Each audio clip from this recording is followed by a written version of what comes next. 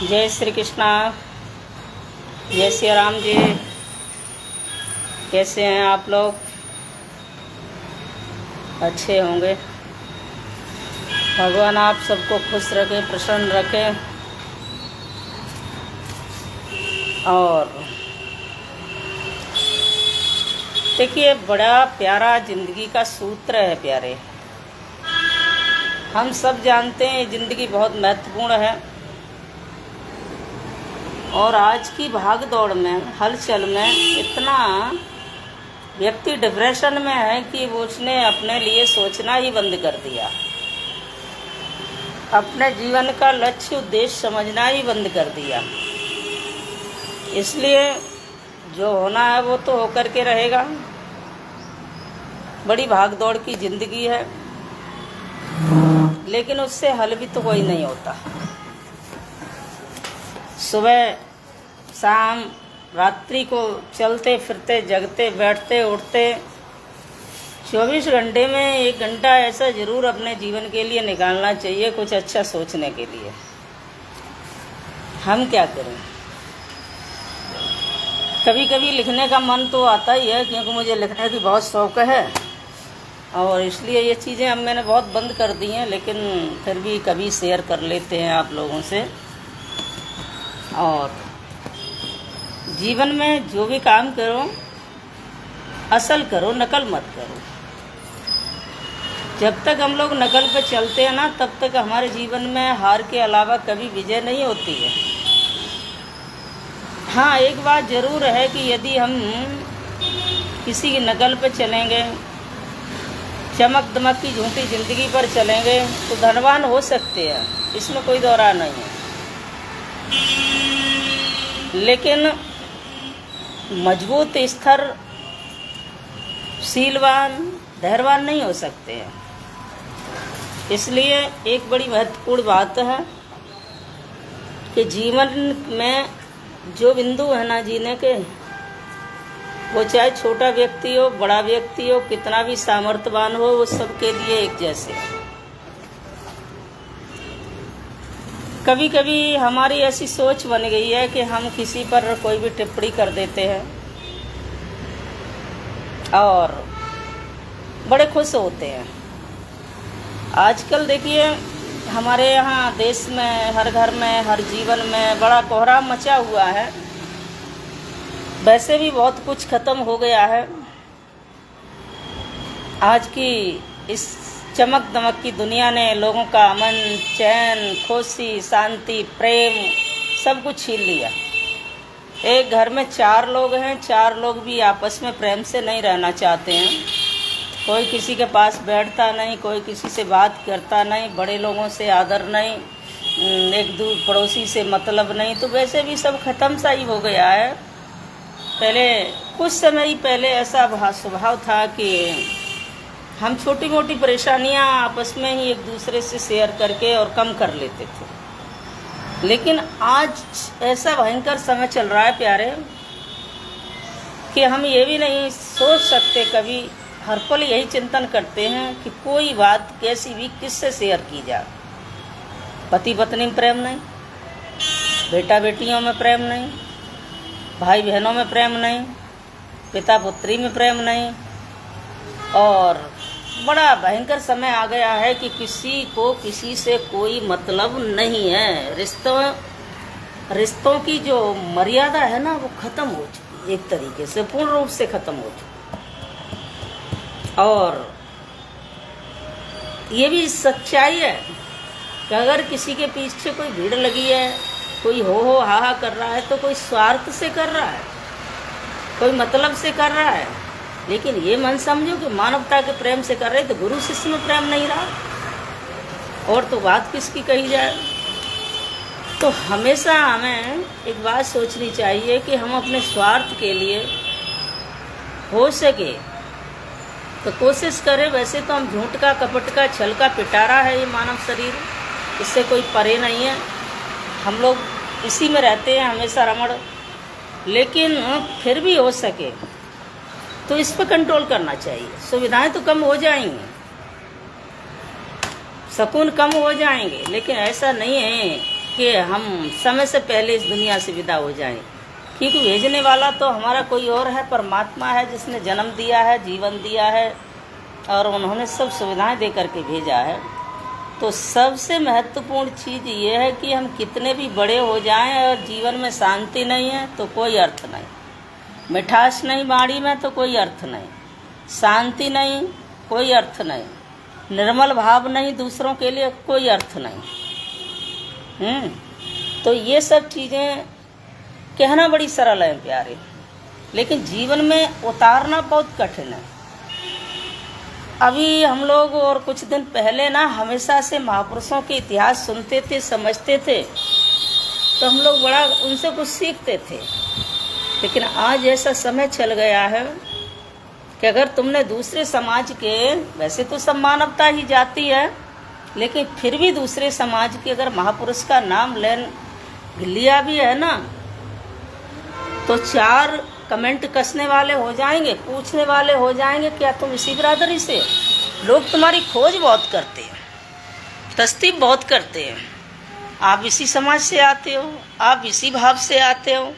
अरे उन मूर्खों को कौन समझाए कि हम जीवन जीने के लिए आए हैं, मानवता के लिए आए हैं, बड़ों का सम्मान करने के लिए आए हैं। इसलिए ऐसी सोच जिन व्यक्तियों की होती है ना, वही अपराध करते हैं, वही अत्याचार करते हैं, वही दूसरों को पीड़ा करते हैं। आजकल देखो ऐसा माहौल बन गया है कि बिना गलतियों के लोग, हम तो अपने मुंह से कभी नहीं कहते, ना ही हम इसको मानते हैं, लेकिन पीड़ा होती है जिनके अभिमानी जिन लोगों के अंदर जात पाती का भेद है ना, पल मात्र में बच्चों को मार देते हैं। 2-4 बच्चे रोज मारे जाते हैं। कैसा समय आ गया है, भूल जाता है आदमी उस वक्त कि हमारे आगे पीछे भी वक्त खड़ा हुआ है। तो ये सब मुझे लगता है कि एक छूट के तहत, एक प्लानिंग के तहत होता है, किसी का हाथ होता है तब होता है। वैसे नॉर्मल व्यक्ति में इतनी ताकत नहीं जो किसी पर अत्याचार कर सके।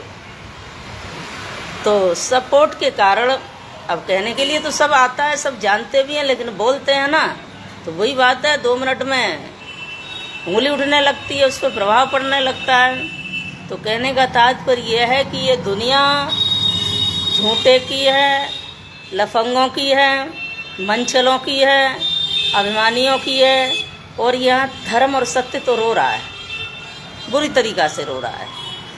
दाल रोटी लोगों को मुश्किल पड़ गई है, जीना मुश्किल पड़ गया है, रिश्तों की मर्यादा ख़त्म हो चुकी है।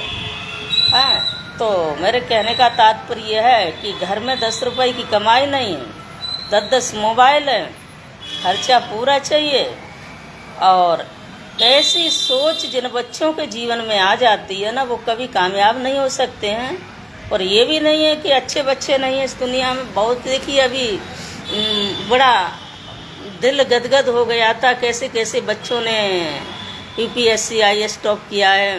एक भेड़ बकरी चराने वाले का बच्चा था, कोल्हापुर महाराष्ट्र का, एक नेत्रहीन बच्चा था। ऐसा भी नहीं है, अच्छे लोग भी हैं, लेकिन मुझे लगता है जिनको अधिक सुविधाएं मिलती हैं वो ज़्यादा बिगड़े हुए होते हैं। तो ऐसे भयंकर समय में याद रखना, तुम्हें बढ़ाने वाले बहुत मिलेंगे, भड़काने वाले बहुत मिलेंगे, बाबा करने वाले बहुत मिलेंगे। जब तुम्हारे ऊपर परिस्थिति आएगी तो कोई हाथ रखने वाला नहीं मिलेगा, कोई समझने वाला नहीं मिलेगा।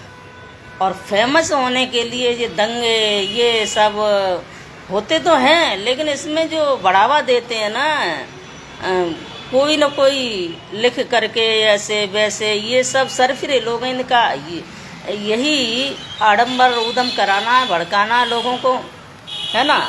तो वही बात है कि समर्थ को ना दोष गुसाई, जिसके ऊपर अभी हाथ है ना मजबूती का, तो वो तो भाई कुछ किसी को समझते नहीं। इसलिए भैया सबसे निवेदन है, और कभी किसी के बारे में हो सके तो सेवा करो, सम्मान करो, मानसिक सम्मान करो, सबका एक दूसरे का आदर करो, मानवता को पहचानो, इसी में भलाई है और किसी में नहीं है। कोई ये कहे कि हम पैसे के बल पे, धन के बल पे, पावर के बल पे, सत्ता के बल पे, इन सब के बल पे हमसे बड़ा कोई नहीं है, तो यह बहुत गलत फहमी है।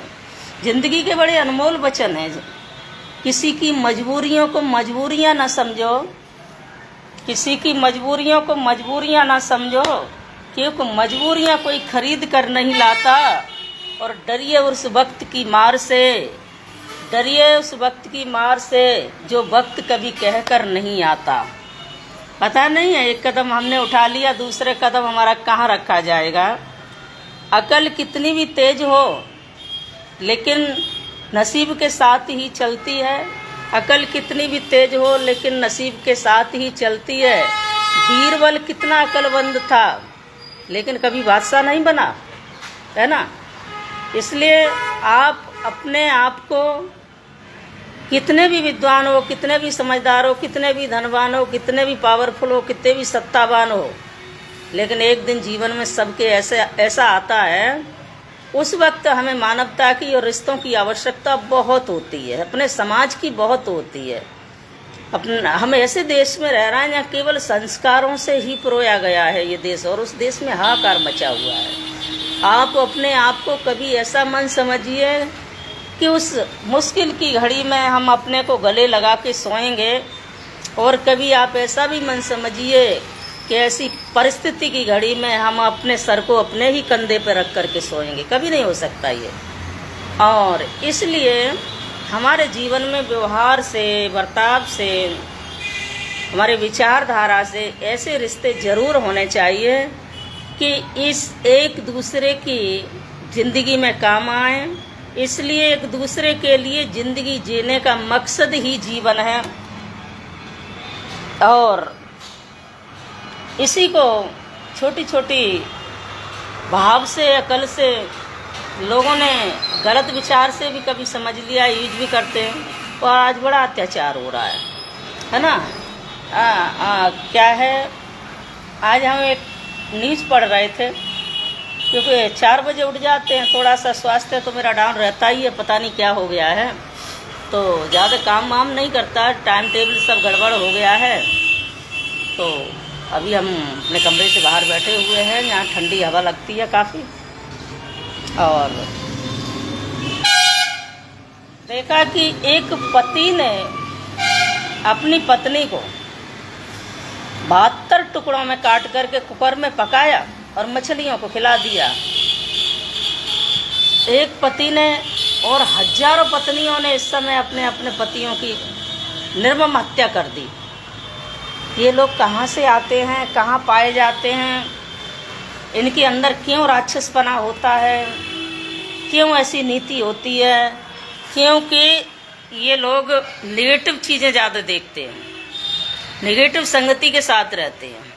अगर कहीं समझदार लोगों से इनका सामना हुआ होता, और शास्त्र पुराणों की कोई भी बुराई करे, कुछ भी करे, शास्त्र पुराणों में कभी ऐसा नहीं लिखा है, कभी ऐसा नहीं बताया गया है कि हम किसी की हत्या करें, किसी की आलोचना करें, किसी का सम्मान नहीं करें। लेकिन कुछ धंधेबाज लोगों ने इसको अपना अपना आडंबर बना लिया, और जो वास्तविक जो इतिहास थे ना, तो वो जाति पाति के हिसाब से दबा करके अपनी वाहवा करने में उन्होंने अपना सिरे रखा। और आज वो चीज़ एक्टिव हो गए हैं, बच्चे पढ़े लिखे हैं, तेज हैं, समझदार हैं, इतनी बच्चों के दिल में बुद्धि तीक्ष्ण हो गई है कि उनके अंदर जब ऐसा कुछ सुनने को मिलता है तो बड़ा चुभता है। तो मेरे कहने का तात्पर्य है, देखो यही तो बुराई है, यही भलाई है, यही अच्छे लोग हैं, यही गलत लोग हैं। और हम कितने भी समझदार हैं, फिर भी कुछ चीज़ें ऐसी हैं जो हमारे हाथ में नहीं है। एक छोटा सा उदाहरण है, हम बहुत पढ़े लिखे हैं, चाहे तुम डॉक्टर हो, मास्टर हो, मजिस्ट्रेट हो, कोई भी हो, हैं, वकील हो, कितने भी तेज हो, लेकिन एक चीज़ फिर भी नहीं आए, भोजन करने के बाद 5 मिनट बाद आपको कोई ये पूछा जाए कि आपने भोजन के कितने निवाला लिए हैं अपने मुंह में, रोटी कितने टुकड़ों में खाई है, बता नहीं सकते हो। क्यों? ये सब परमात्मा के हाथ में है। कुछ बुद्धि हमारे पास ऐसी नहीं है जो हमारी तत्काल विलय हो जाती है। कुछ चीज़ें ऐसी हैं कि हम घर से निकलते हैं ना, एक कदम रखते हैं तो दूसरा कदम हमें पता नहीं है कि हमारा कहाँ रखा जाएगा, कैसे रखा जाएगा और क्या होगा। इसलिए वक्त और समय बहुत बलवान है, इसका हमेशा सम्मान करना चाहिए, डरना चाहिए और खुद को समझना चाहिए। जब हम खुद को समझ जाते हैं ना तो हमसे अपराध नहीं होता है, बहुत कम होता है। हम किसी को मार नहीं सकते, इंसान कभी नहीं मार सकता। जब अहवान व्यक्ति बन जाता है तब एक दूसरे को मारता है प्यारे, और इससे पहले कोई किसी को नहीं मारता है। खून खराबा हो रहा है देश के अंदर, इसलिए दोस्ती इतनी मत करो, एक दूसरे के चक्कर में अपना घर बर्बाद करो। जब हमारा जीवन जाता है ना तो हम अकेले नहीं जाते हैं, हमारे बच्चे, हमारा परिवार और हमारा घर, बीवी, पत्नी, भाई, माता, पिता, कितने लोग जाते हैं उसके पीछे, कितनी समस्याएं आती हैं। इसलिए हम यही निवेदन करेंगे कि जितनी हो सके उतनी अपने जीवन में शांति बनाए रखो। और सुबह का वक्त है, ठंडा ठंडा मौसम है, मैंने सोचा आप लोगों से राम राम की जाए। मेरी तो राम राम ही इतनी लंबी हो जाती है कि बीरबल की खिचड़ी हो जाती है। लो आपसे दर्शन करा दें थोड़ा सा वृंदावन का, श्री धाम वृंदावन का, उसके बाद में राम राम करते हैं। सूखा पड़ गई है भैया हमारे यहाँ तो, देखो है ना।